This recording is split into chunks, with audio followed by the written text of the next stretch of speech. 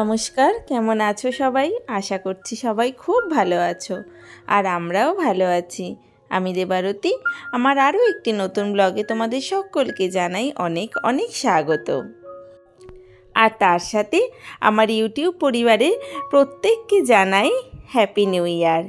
নতুন বছর প্রত্যেকের খুব ভালো কাটুক।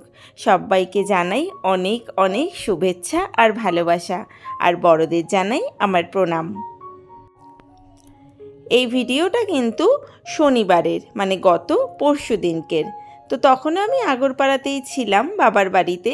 আর এই সময়টা কিন্তু দুপুর বেশ ছাড়িয়ে গেছে, জানো তো, বেশ মোটামুটি 3:30 মতো বাজে। তো খাওয়া দাওয়া করে আমরা একটু শুয়েছিলাম। হঠাৎ করেই বাড়ির পাশ দিয়ে এরকম শিলনোড়া কাটানোর জন্য বলতে বলতে যাচ্ছিল ধার দেওয়ার জন্য। তো মা বলল মায়ের শিলনোড়াটা একটু ধার দিতে হবে। আমার মা কিন্তু এখনও শিলনোড়াই ব্যবহার করে। শিলনোড়াতে মশলা বেটেই মা এখনও রান্না করে। তো সেটা কাটানোর জন্য একটু দাঁড়িয়ে পড়েছি। আমার ছেলে তো এই প্রথমবার দেখছে, বেশ মজা পাচ্ছিল জানো তো দেখতে। এরকম শিলের ওপর মাছ এঁকে এঁকে কাটা খুব মজা পেয়েছিল দেখে। আর আমিও কিন্তু বহু বছর বাদে এটা দেখতে পেলাম। এখন তো শিলনোড়া মোটামুটি সব বাড়িতেই উঠে গেছে, তাই না? প্রত্যেকেই আমরা মিক্সিতে মশলা বেটে বেটেই অভ্যস্ত হয়ে গেছি। আর এই দেখো, তারপরে রেডি হয়ে আমি, মা আর ছেলে একটু বেরিয়েছি। মা যাবে পিসুমনির বাড়ি, আর আমি আর আমার ছেলে যাব আমার কলেজের বন্ধুদের সাথে একটু দেখা করতে। অনেক বছর বাদেই বলতে গেলে ওদের সাথে একটু দেখা করতে যাচ্ছি। আগরপাড়াতে আসি বটে, তবে অনেক দিন পর পর তো আসা হয়, আর আসলেও কখনো কখনো সবার হয়ে ওঠে না, তাই দেখাটাও হয় না। আর এই রাস্তাটা হচ্ছে আমাদের আগরপাড়া স্টেশনের ওপারটা। ওই যে বাসগুলো দাঁড়িয়েছিল ওটা হচ্ছে আমাদের 230 বাস স্ট্যান্ড। এই বাস স্ট্যান্ড থেকেই বাস ধরে এই রাস্তা দিয়ে আমরা কলেজ যেতাম। আর এইটা হচ্ছে আগরপাড়ার নারুলা ইঞ্জিনিয়ারিং কলেজ। আর এই যে এই রাস্তাটা হচ্ছে বেলঘরিয়া 11 নম্বর, মানে মিডল্যান্ড হসপিটাল বেলঘরিয়ার। সবাই তো তোমরা মোটামুটি নামটা জানো। ঠিক তার উল্টো দিকের রাস্তাটা। আমার ছেলে ছোটোবেলায় একবার দীপশিখাদের বাড়িতে এসেছিল। দীপশিখা মানে আমার কলেজের বান্ধবী। কয়েক বছর আগে এসেছিল, কিন্তু তখন তো ওর মনে নেই সেই সময়কার কথা। তো খুব মন দিয়ে ও সব শুনতে শুনতে দেখতে দেখতে আসছিল। আর এই হলো সৌনক, দীপশিখার বড় ছেলে। আর চলো পুচকেটার সাথে আলাপ করাই। এই যো, কোথায় গো সোনা বাবাটা, কোথায় গো? হ্যাঁ, এই যো এই যো এই যো এই যো। ওই পায়ে ব্যথা এটা। ওই যে বাবা, কি করছো? কি হয়েছে? কি হয়েছে? একটু হেসে দাও দেখি, একটু হেসে দাও দেখি, একটু হেসে দাও, একটু হেসে দাও। আমি তাকিয়ে আছি তো। ওই গাড়ি দাদা,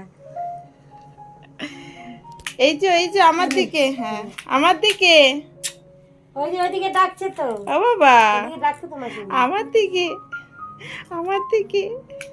হ্যাঁ, হচ্ছে এইবার খেলু খেলু হচ্ছে, এইবার খেলু খেলু হচ্ছে, এইবার হচ্ছে, এইবার হচ্ছে, হ্যাঁ এইবার হচ্ছে, এইবার হচ্ছে, হ্যাঁ। তারপরে আর কি, আর কি পারো তুমি? আর কি পারো? ও বাবা, তুমি আর কি পারো?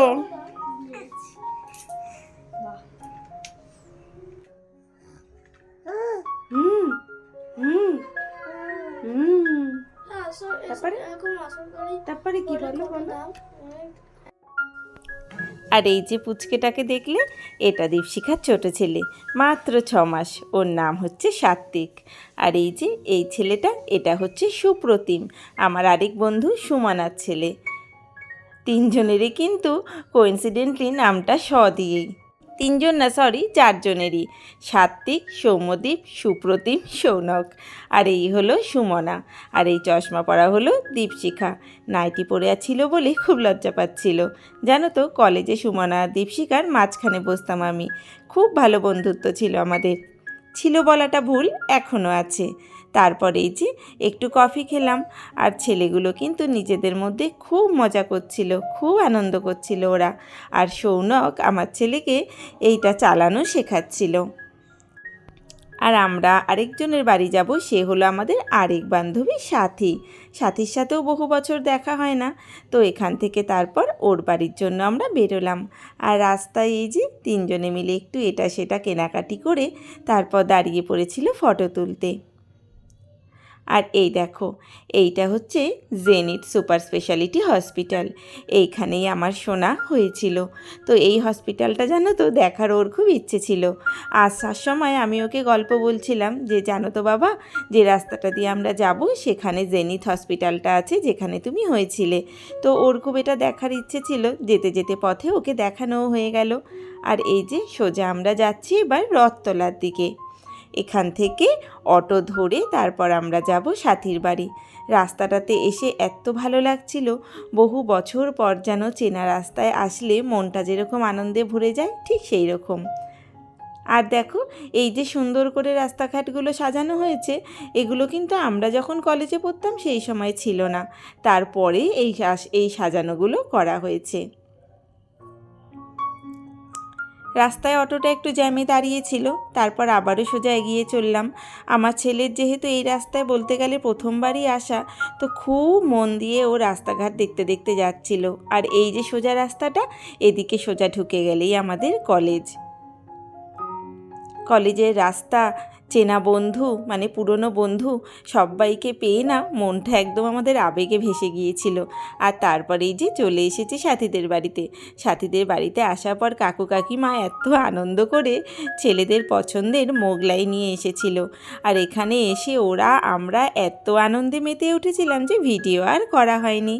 তারপর চলে এসেছিলাম বাড়িতে। রাত কিন্তু এখন বেশ অনেকটাই হয়ে গেছিলো, প্রায় 9টা বেজে গেছে। আজ আমাদের ছিল পিসুমনির বাড়ি নেমন্তন্ন, তো সোজা সেখান থেকে পিসুমনির বাড়িতে ডিনার। তাহলে আজকের মতো আমিও এর সাথে বিদায় নিচ্ছি। সবাই ভালো থেকো, আবারও দেখা হবে।